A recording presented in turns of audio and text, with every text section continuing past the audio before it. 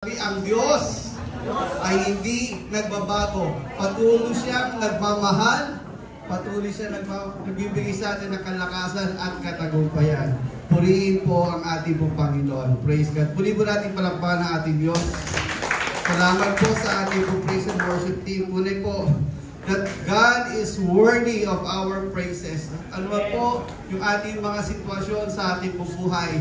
Karapat-dapat po nating papurihan, luwalhati na ating po Panginoon. If it is your first time attending our church, we invite you to consider our church, the JRX Church, to be your hope church dito po sa lugar ng Caloocan. Salamat po sa ating po Panginoon.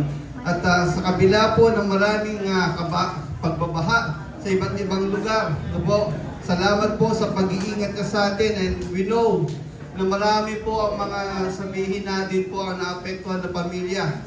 But we are here, we are sabihin natin physically here, and let God reign in our lives. Amen. Amen. I would like to ask everyone, sige po, tumayo tayo muli as we read the scripture message po. Please turn your Bible in John 15 verse 5, and I'll be reading it in the New International Version. Ang sabi po rito, verse 5 says, I am the vine, you are the branches.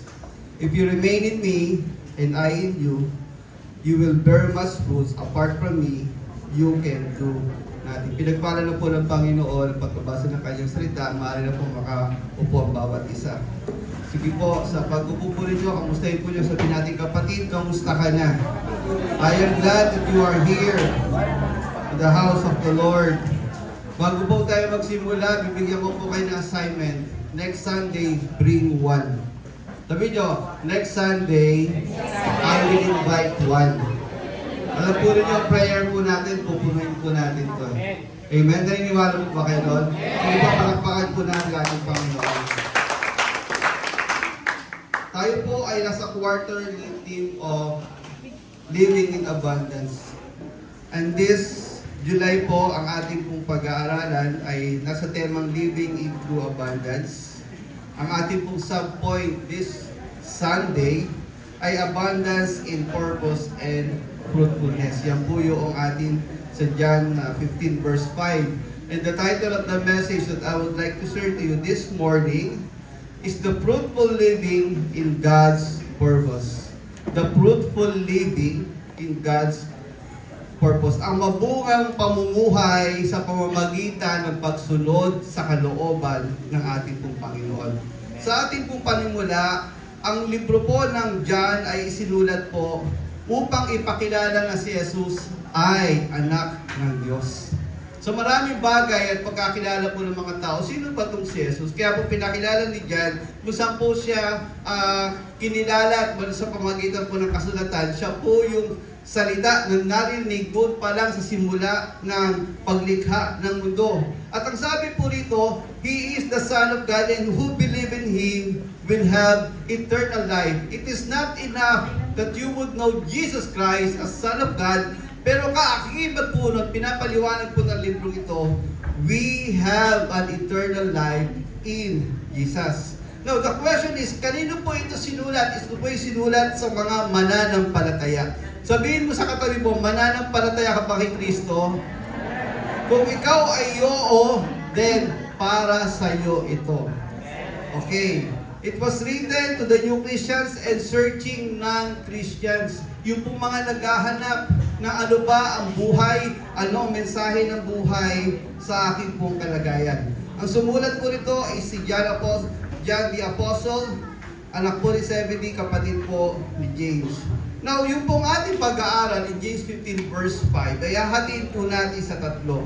And this would involve three important points sa buhay po ng ating pag-aaral. Una po, I am the vine, you are the branches, that would speak relationship with Jesus. Amen. Relationship with Jesus. Pangalawa, if you remain in me and I in you, this would speak condition and instruction. Yun po yung kondisyon. And then pangatlo, you will bear much fruit. Apart from me, you cannot do nothing. And this is the promise and the truth of life. Ngayon, Jesus used the example of vine pertaining to Himself. Yung binabanggit itong I am the vine, this would speak who Jesus is in us.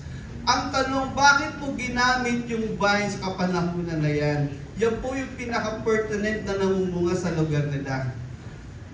I am the vine and you are the branches, applying sa mga mananampalataya.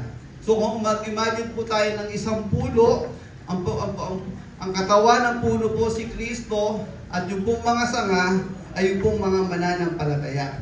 Ano po ang ibig sabihin nito sa buhay natin? This proclamation points unique divine identity and purpose of the Lord Jesus Christ. Dito po pinauunawa sa bawat mananampalataya ang kanyang kapangyarihan bilang Diyos. Because we know na si Kristo ay tao, ang pagkakilala ay pinanganak ni Maria, kaya tao siya. Tama naman po, pero yung pong questionable rito, yung kanyang pagiging Diyos. Sa mga hindi mananampalataya, hindi siya kinikilala Diyos, kinikilala siyang prophet. Kinikilala siyang teacher. But when they knew how the miracles of Jesus Christ were made, they turned and worshiped God. Ngayon, ano pong ibig sabihin ito? Pagpapatunay ng Diyos po natin na si Jesucristo ay Diyos ng pangako. Now, this would also imply a Christian have no capability to produce good works. Maaaring sabihin po natin, mabait po yung katabi mo. Sabihin, pakisingin po yung katabi nyo, mabait yan. Pero sa sarili po niya, hindi po niya kayang makagawa. Sa sarili po natin, hindi po natin kayang gumawa ng mabuting gawa ayon sa atin lamang. We always tend to do sinning in the eyes of God. Ngayon, ano po ang paliwanag? He needs the outpouring strength of God so that we may hinder the works of the enemy in us. Hindi po natin kayang labanan ang gawa ng kasalanan kung ang pagbabasihan ay yung sariling kakayanan at sariling kabaitan lamang.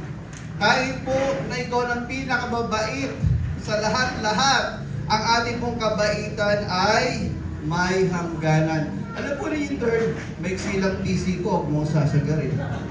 Diba? Yung mga ganyan, diba? Mabait ako ngayon, pero pag binisit mo ako, sige. Now, ano po ang setting ng pag-uusap na to? Ano po yung sitwasyon sa panahon na ito? Nung isinulat nito ni Apostol Juan, ano po yung kalagayan ni Jesus? Now, the setting is, Jesus was preparing the 11 men. Ito po yung mga apostol niya. Piniprepare niya para sa darating na panahon. Ano po yun? Yung pong pagkakapako ng Panginoong Jesucristo sa krus. Kaya po, bago dumating ito, sinabi niya, I am the vine, you are the branches. He is talking to his apostle. Because the setting here is malapit na siyang mapalayo sa kanila at mapako doon po sa krus ng Kalbaryo. Imagine niyo po yung sitwasyon niyo na kayo po yung kausap ng ating Panginoon Jesucristo. And you will know na yung leader, yung Panginoon natin, yung gumagabay sa atin, biglang mawawala. Ano ang gagawin mo? Number 1, takot. And that would speaks na, ayoko na, wala ka na pala, ayawan na. Lumalakas lang kami kapag nariyan ka. Mga kapatid, ang tao tumitingin lamang po kapag nandyan na yung isang bagay, present lang yan, lumalakas ang loob niya. Pero kapag hindi na niya nakikita, ayaw na yan. Kaya po ang Panginoong Jesucristo, ipinakilala po niya yung pananampalataya sa Diyos. Kahit hindi mo nakikita, alam mo mangyayari dahil may pananampalataya ka. And that is how the Lord Jesus Christ evolves and works in His ministry.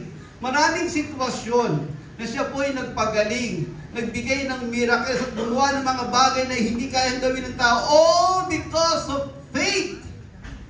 Yung pananampalataya na yan po yung pinakilala ng Panginoong Jesucristo na ang bawat tumitingin at sumusunod sa Kanya must have. Now, ano po ang sitwasyon dito? Takot, pangamba. Then after the Lord Jesus Christ, sila naman ang tutuliksain ng mga Romano till their death. Pero what is the encouragement of the Lord Jesus to them? Sabi po rito, He had told them that He would be leaving leave them. Yet, in these tremendous difficulties his disciples would be facing, he encouraged them to hold on to Him. The thing here is, ano yung pangahawakan namin, Lord? Wala ka. Parang ibig po sabihin yan sige, humawak lang kayo sa akin. Paano kami hawak? Wala ka na nga, nakapakot ka na doon sa krus. Ilalayo ka sa akin. Paano kami gagalaw? Here is the question.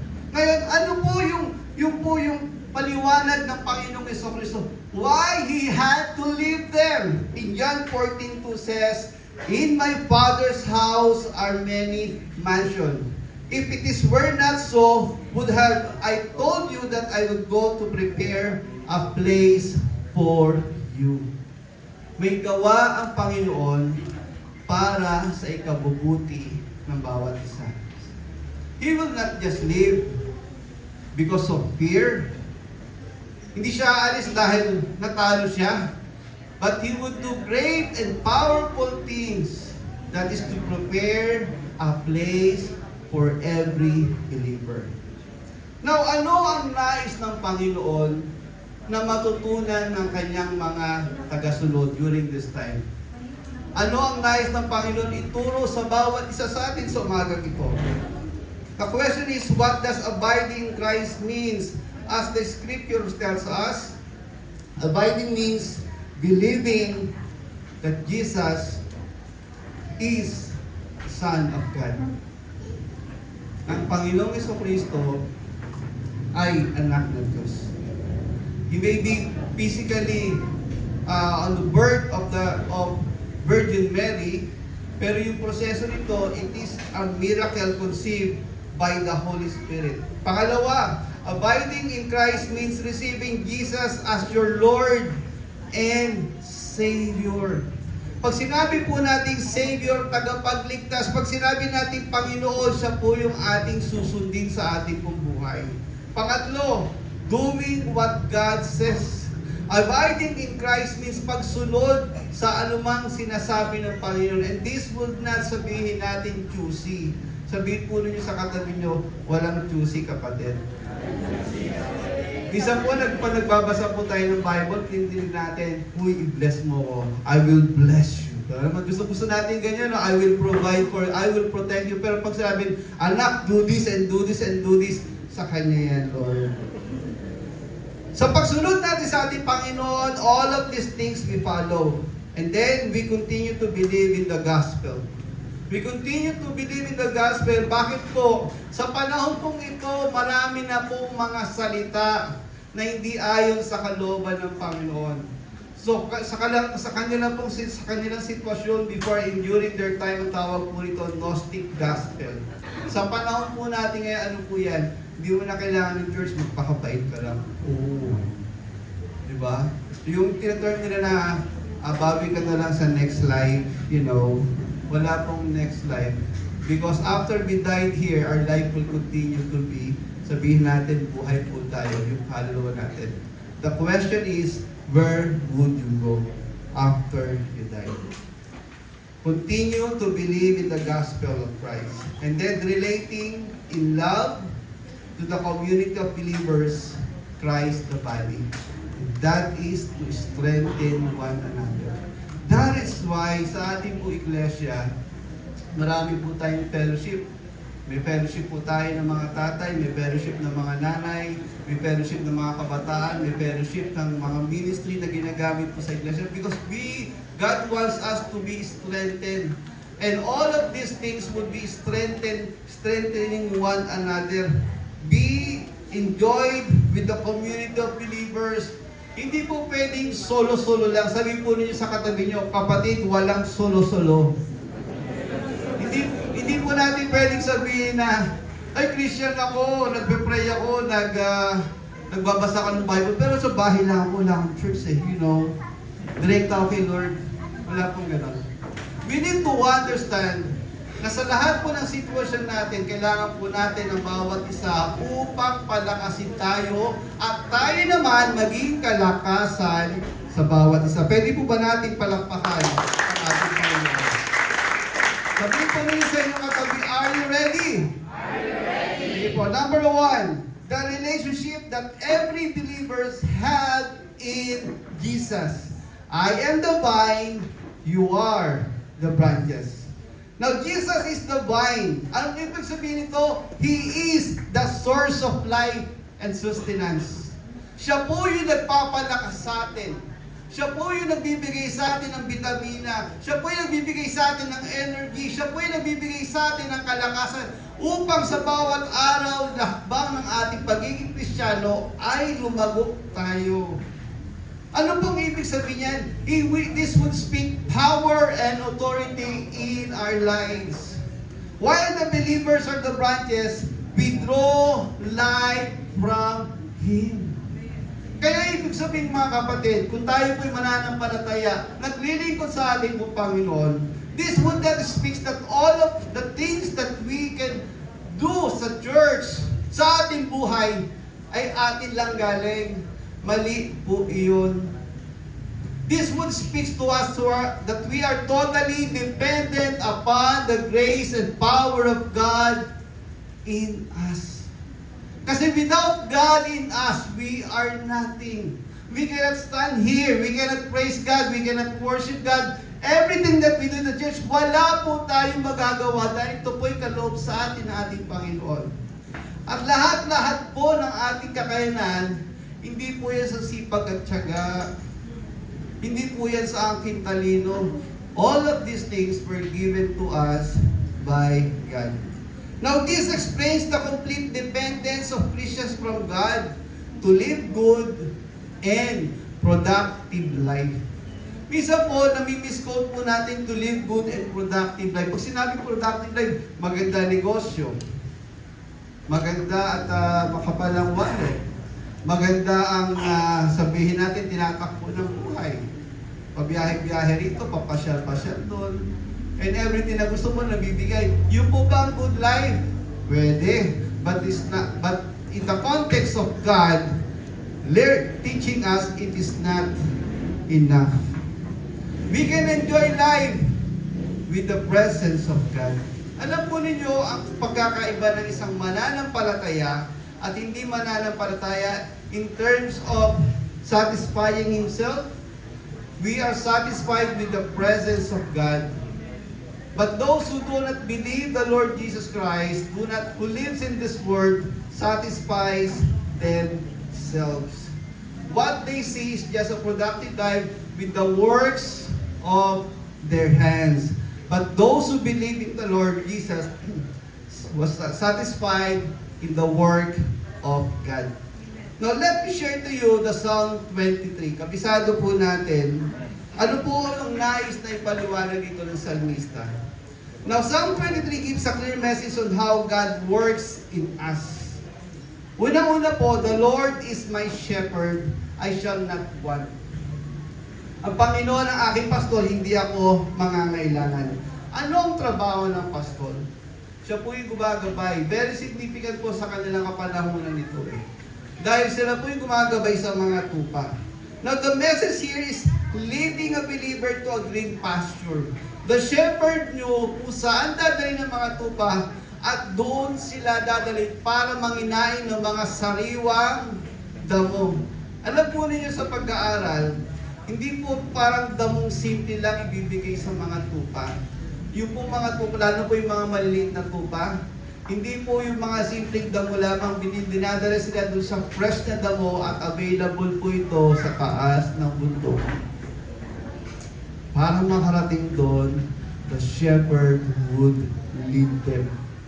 Kaya po yung mga hindi makatalon, yung po mga hindi maingat, ginagabayan ng shepherd. Ano pa sabi po rito? He bring them to the green pasture and still waters, symbolizing provision and refreshment. The true believer of Christ, the follower of God, enjoys what God brought them. And this would restore the soul and guiding the path of righteousness. Yun po yun mga kapatid eh. When we follow the shepherd in our life, ang tinatapo natin yung daan ng makatwiran at daan na naglilingkod sa Panginoon. Even in the shadow of death, ano po yung paliwanag dito? Believers has confidence and lack of fear because God is present. Ito po yung paliwanag niya, na bago siya umalis, bago siya ipako sa krus ng Kalbaryo, sabi na, I am the vine, you are the branches. Sabi niya sa mga apostol, maniwala kayo, kasama ko kayo. Ganito po yung naramdaman ng salmista, na even if dumating siya sa mga sitwasyon na hindi niya kayang gagampanan, alam niya na kasama ng Diyos, meron siyang katagumpayan. Ano pong ibig sabihin nito? The rod and the staff serves as a protection.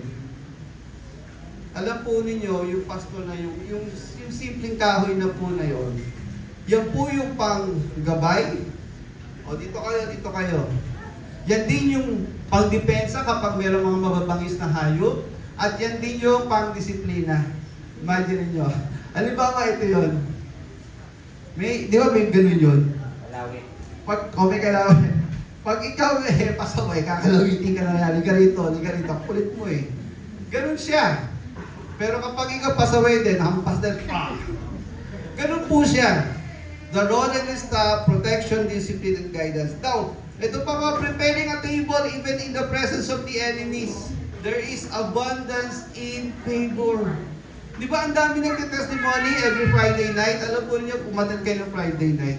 Ang daming nabibless po ng Panginoon. Sige po, palakapakan natin ating Diyos. Hindi pa sa embarrassment. Isang pag pinakikinggan ko sila, wow! Ang galing ni Lord sa buhay nila. Abundance in favor. And then, anointing with oil and cup overflowing. And this would speak to us na hindi ka pagkukulangin ng Panginoon. Now, the promise of God's goodness and mercy given to the believer's life. Alam po ninyo, yung pong kabutihan, nakagugulat ka na lang lahat ng mga bagay na hindi mo naman kayang gawin, ipinagkakalob sa iyo ng ating pong Panginoon. And then, dwelling in God's house forever. Ano ibig sabihin yan? Lagi kang naglilingkod, nag-church, sumasamba sa presensya ng Panginoon.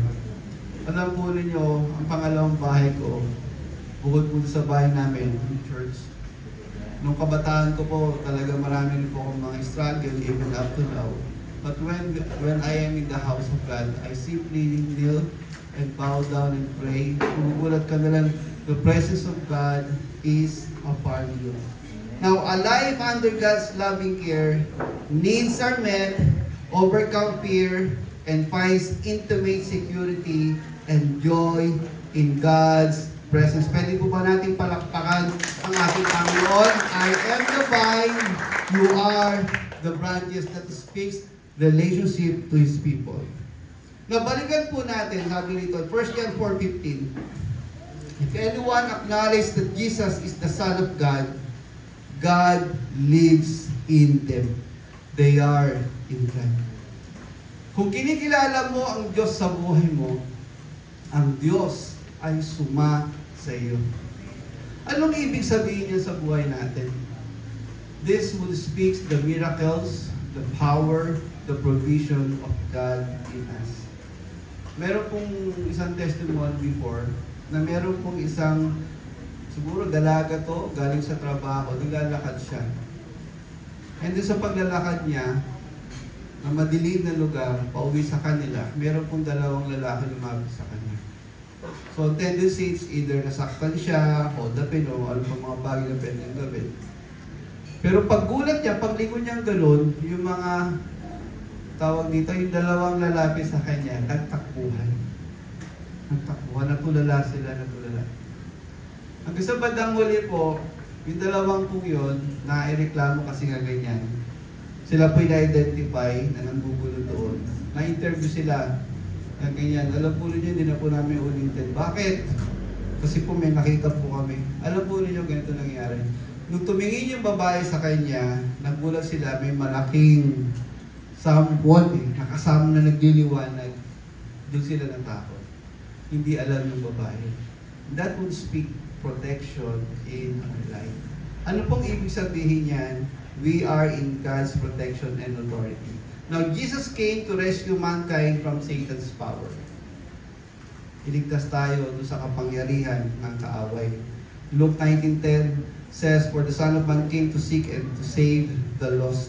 He has delivered us from the domain of darkness." Yan po yung binabanggit din in Colossians chapter 1 verse 13. Pangalawa po, "Give us His life as a ransom to buy us back." Hindi lamang po ginawa ng Panginoon, pero pinakita po ito, yung buhay niya ay para mabili po tayo muli upang ang buhay natin na patay ay maging buhay. Sabihin po niya natin sa ating katabi, "Ako ay buhay dahil kay Kristo." Yan po yung sinasabi in Matthew 20 verse 20. Tapos ano po rito? Destroy the works of Satan in our lives. Kapag nasa iyo na si Kristo, ang proseso niyan, yung gawa ng kaaway sa iyo hindi na effective. Alam po ninyo, may kwento. Kaya napaka-importante po ng intercessory prayer. Sabi po ng isang Satanist before, sabi niya, "When I was a Satanist," alam niyo meron din silang mga mga kanya-kanyang toka-toka lang. Ay, taga-church siya, napuntahan, ganyan. Ngayon, meron silang, sabi nga rin sa ex-Satanist siya, sabi niya, "Kung alam lang ng mga Kristiyano ko, how powerful the prayer." Ay, nako, grabe talaga. Alam niyo bakit? Sabi niya, siya nagtitestimony, doon sa circle of praying people, kahit na anong patama nila ng sakit, kahit anong patama nila ng mga, sabihin natin mga magandang mga curse, etc., walang nagiging epekto bumabalik sa kanila. And that would speak power of God in their lives. And then, give us eternal life. In John 15:5-11, and this is the testimony that God gave us eternal life, and this life is in His Son. I am the vine, you are the branches. This would speak the relationship of the Lord Jesus to us. And lastly, to restore our fellowship with the Father. In 1 John 1:3, "That which I have seen and heard, we proclaim also to you, so that you may have fellowship with us." The problem is that the Word was betrayed. Nalayo doon sa presensya ng Panginoon. Sa pamamagitan ng Panginoong Jesucristo, tayo binalik sa relasyon natin sa ating Ama sa langit. Sabihin po natin, number 2. Sabay-sabay po. Number 2. The condition and instruction of following Christ. We know that God has given us relationship. And this relationship is that He is our Father, He is our Savior, He is our strength, He is our God, He is our Redeemer. Now, the Lord Jesus set a condition to each and every one of us. Condition, instruction of following Christ. If you remain in me, I in you. The word "if" would speaks condition. Kung, sa Tagalog po, kung kayo'y mananatili, mananatili ako sa inyo. Why? Ay, yung love pala ni Lord, ano lang, ganyan lang, marupok din. Parang yung ano ko, ganyan din. No? Sabi ko nga, parang, kapag, ang tao parang salamin. Pag pinakita ako na mabuti, mabuti rin siya. Bigyan mo ng banana cue, bigyan ka ng kape. O, di ba? Pero pag sabihin mo, bakit mo, ikaw din. O, di ba? Di ba? Kunin mo, ikaw din. Ano? Di ba? Tingnan mo masama, titingnan kayo ng masama. O, di ba? Pag good morning ka, good morning din. No? Pero bakit ang Panginoon, sabi nito, if you remain in me, I in you. There's a big difference. Why? Because our God is a holy God. Sabihin natin, our God is a holy God. I would like to share to you the story of an evangelist, a preacher. Kilala po niyo ito. The story of Charles Spurgeon. Ang sabi po sa kanya, he is the people's preacher. Kung meron po tayong people's champ, siya po yung people's preacher. In 1850, the young Spurgeon, about age of 15 years old, walks under the cold weather of snow dun sa Colchester, east of England. Naglalakad po siya. Malakas po yung pagbato ng snow during that time. Habang naglalakad po siya, ang daming mga evil to sa isip niya. Na sinasabi niya kahit ganun siya kabata, marami na po siyang mga miserable things dahil sa kanyang mga maling ginagawa. And this would also speak sa ating po mga next gen, sa ating mga young people.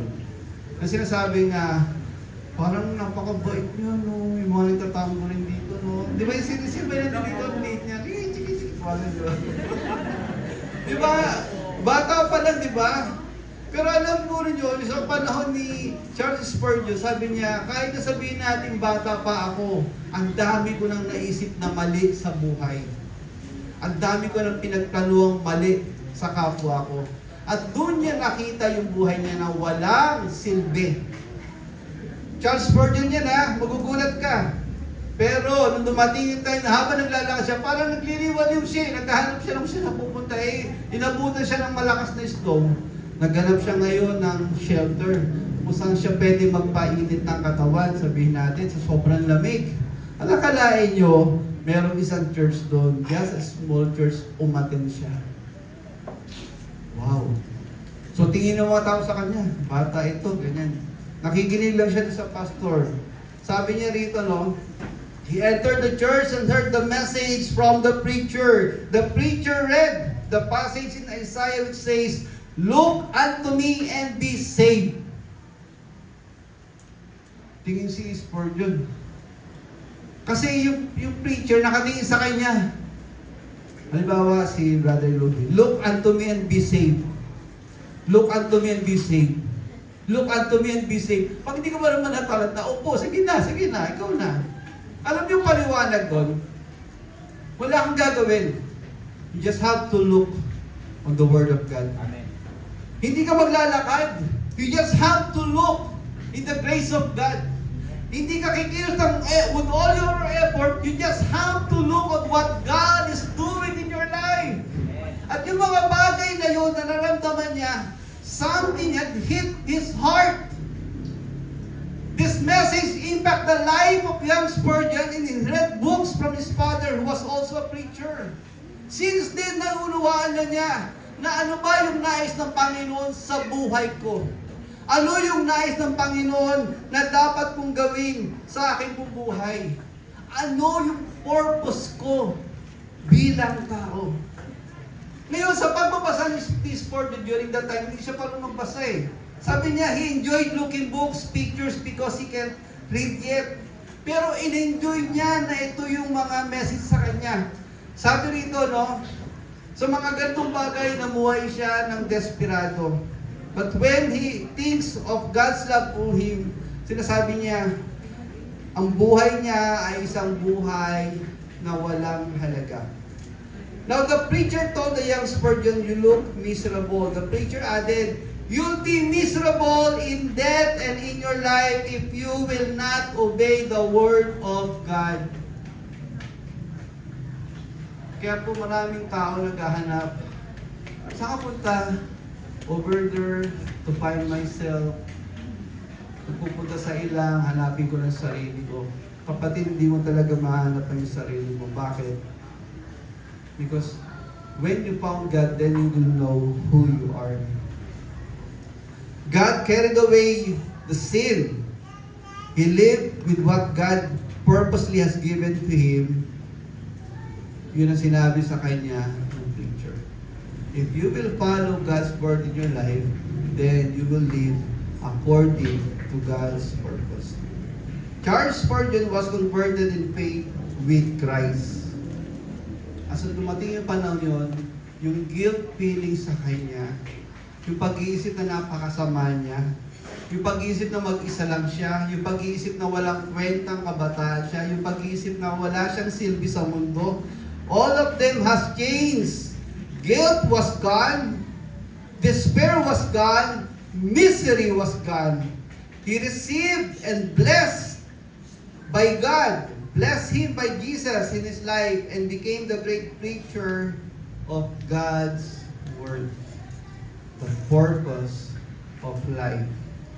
He answered the call of God. He abides as God showed Spurgeon the purpose of his life. You ask yourself right now, ano ba ang purpose ko sa buhay? Bakit kaya ako nandito sa earth? Sabihin niyo, bakit ako nandito sa earth? Kung lalaki ka, syempre, para may pogi. Kung babae ka, para may maganda. You know. O yan na. Buti ka pala muna kami. Oh. Okay. Now, the requirement for every believer is to remain in God. Hindi magpakadalubhasa sa anumang bagay, kundi manatili sa presensya at kapangyarihan ng Diyos. Mga kapatid, ano yung sinabi niya sa mga apostol? I am the vine, you are the branches. Kapag nag-abide kayo sa akin, ako rin isasama sa inyo. Kasama niyo ako sa anumang dagok ng buhay. Now, if a believer continues to serve God, he is blessed and will bear much fruit. Sabi natin, bear much fruit. Tayo po'y magbubunga ayon sa kalooban at kapangyarihan ng Panginoon. Hindi po tayo mananatili kung ano yung kalagayan natin sa buhay. Mga kapatid, ibig po sabihin yan, hindi ka lang dyan, sabihin mo sa katabi mo, o sabihin mo sa sarili mo, hindi pa tapos si Lord sa buhay ko. Now, how does the Bible define fruitfulness living? Paano to pinapaliwanag ng Panginoon? What is life purpose what is life without a purpose? Sabihin natin, what is life without a purpose? Anong silbi ng buhay kung wala tayong sabihin natin, tutuunan ng kaparaanan?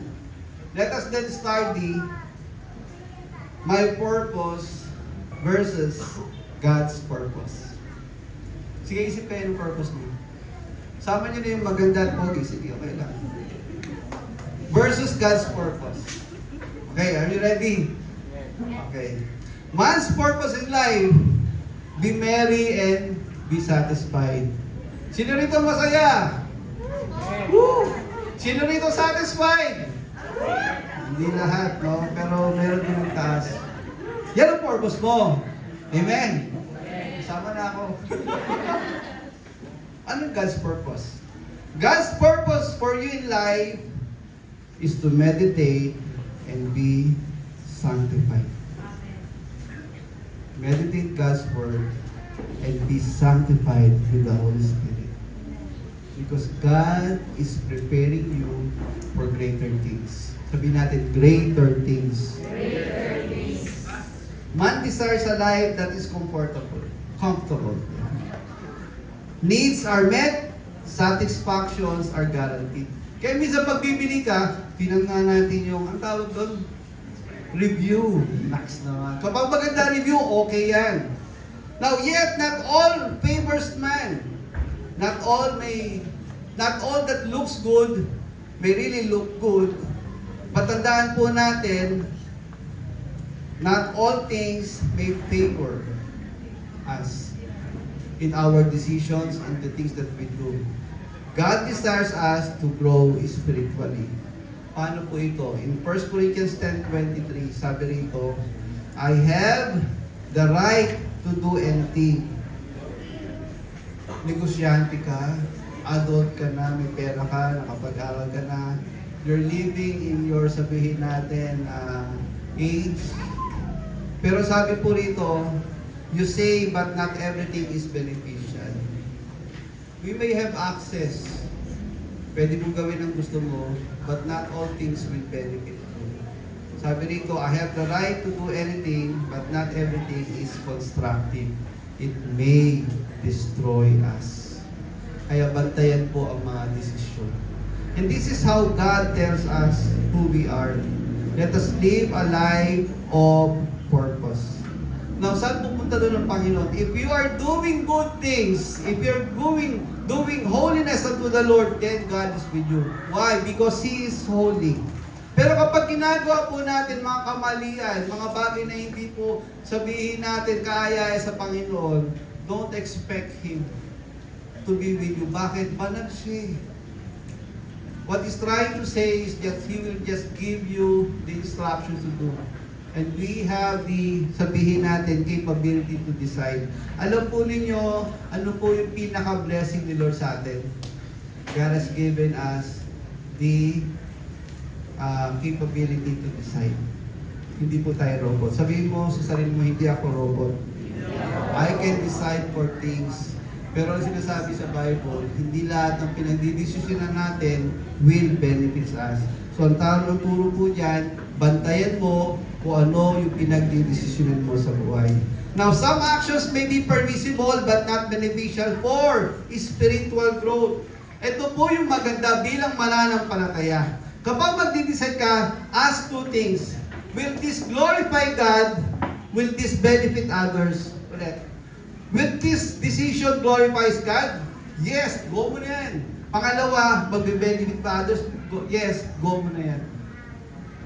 Yun lang yun mga kapatid, because we are not living on for ourselves, but we are living for one another.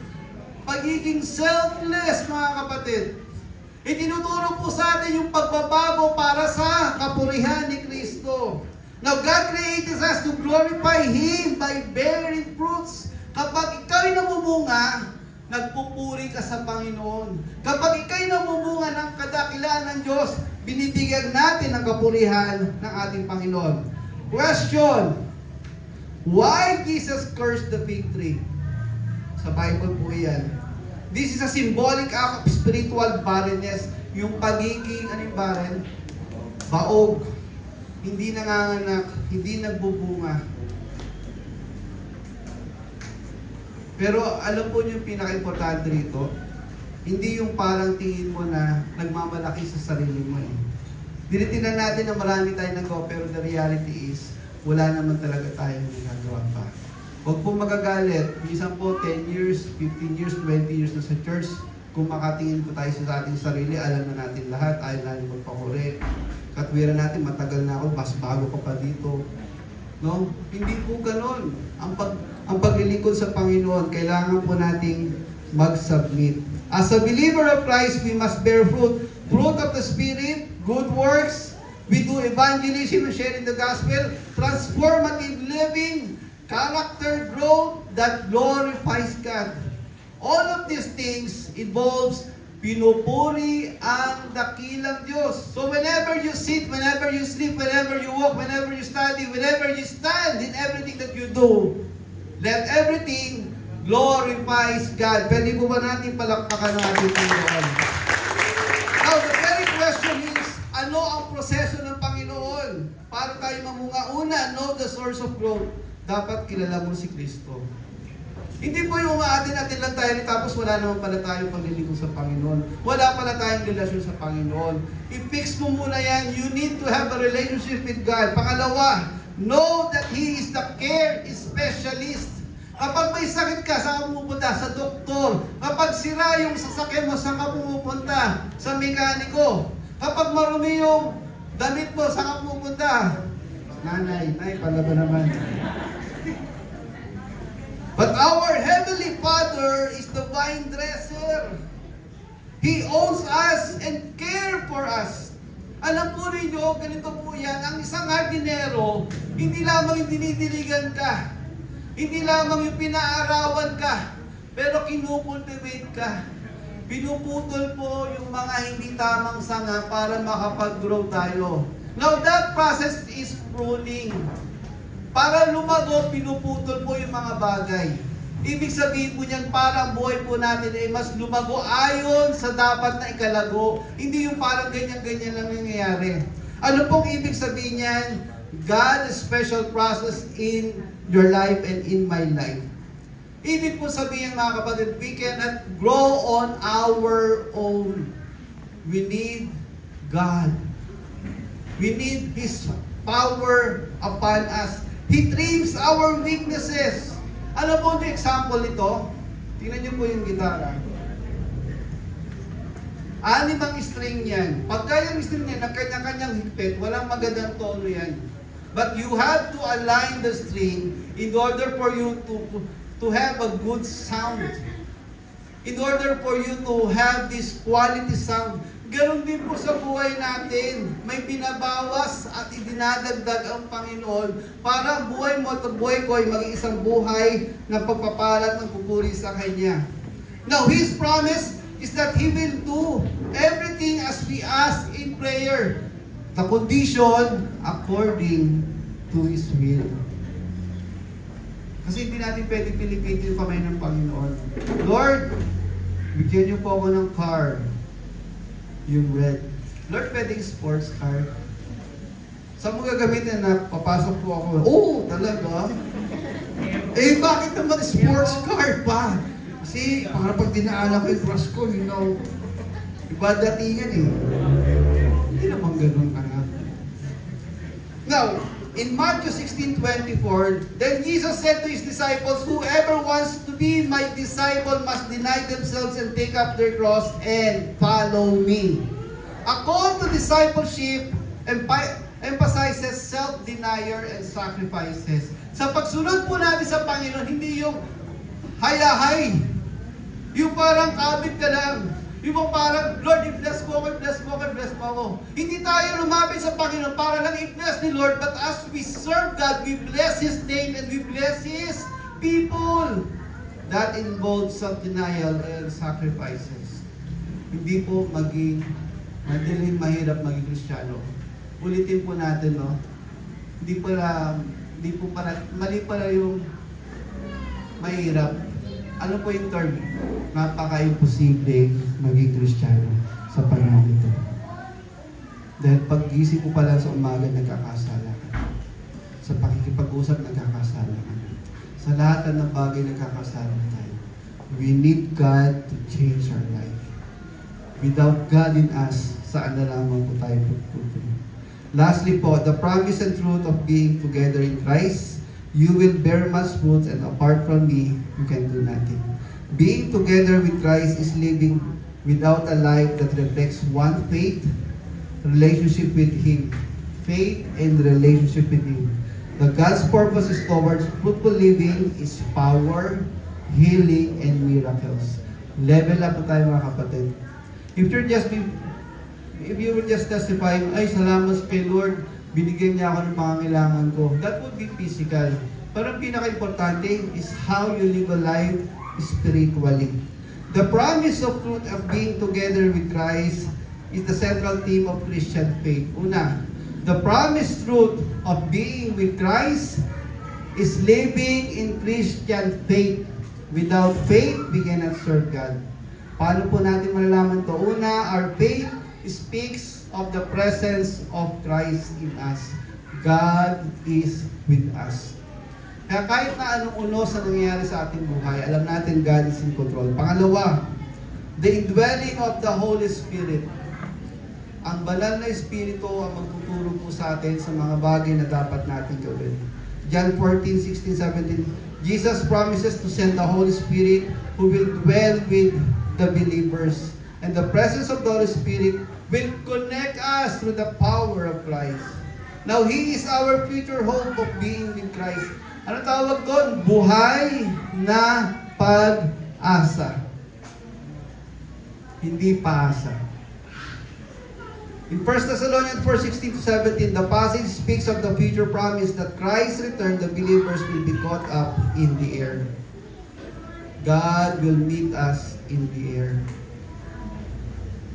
Mga kapatid, ano ang sitwasyon natin sa ating buhay? Ano yung nag-hold sa atin upang tayo ay mamunga? You pray. If there's a need for us na i-renew ang ating buhay sa ating Panginoon, then God's calling you to serve Him. You may be thinking marami ka pang priorities. You may be thinking marami kang ginagawa sa buhay mo at marami ka pang dapat gawin. But think about what God has in store for you for your life. Maaaring sinasabi natin na bata pa ako, o kaya busy pa ako sa negosyo, o kaya marami pa akong kaabalahan. Kapatid ko, hindi ngayon, kailan ka maglilingkod. Now, what is the challenge that is given to us this morning for every believer? Is to be obedient to follow God. Not just for 1 day, 2 days, months, weeks, or years, but through all of our lives. Habang buhay na paglilingkod. We cannot boast na tayo po'y namuhay na. Nakapag-serve na ako sa Lord ng 15 years, okay na yun ha. Yung na remaining, akin na yun. Walang ganun. Our life is dedicated for the glory of God. Pangalawa, believers must remain in Him. As we serve God, let us continue to strengthen our relationship with Him. If I'll be asking you, natanong ko na po sa next gen, kamusta ka ngayon? Ano mo isasagot mo? Well, ganun pa rin. But the proper o kaya mas appropriate or mas blessing na sagot, I am better than next gen! Kamusta na next gen? I am better than yesterday because God is faithful. Believers must remain in Him, receive Him, and reproduce for Him. I would like to ask po yung ating praise and worship. Kapatid, sa ating pong pagtatapos sa umagang ito, God is calling you for greater purpose in life. I may not know you, hindi ko po alam yung personal yung mga sitwasyon sa buhay. But God is telling us, now is the time for worship. Now is the time that we dedicate our lives to Him. And now is the time for fruitfulness. Tayo po'y mamunga ng biyaya ng ating Panginoon.